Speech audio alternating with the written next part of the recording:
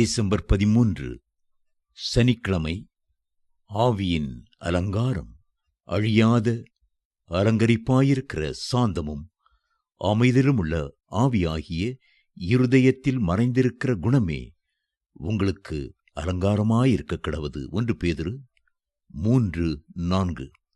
ஒரு மனுஷனுக்கு வெளியரங்கமான தோற்றமும் உண்டு, உள்ளான அழகும் உண்டு.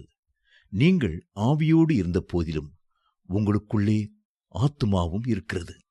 நீங்கள் சரீரத்திலே வாழுகிறீர்கள். உங்களுடைய ஆவி, ஆத்துமா, சரீரம் முழுவதையும் கர்த்தர் பரிசுத்த அலங்காரத்துடனே காத்துக்கொள்வாராக. 1 தெசலோனிக்கேயர் 5:23.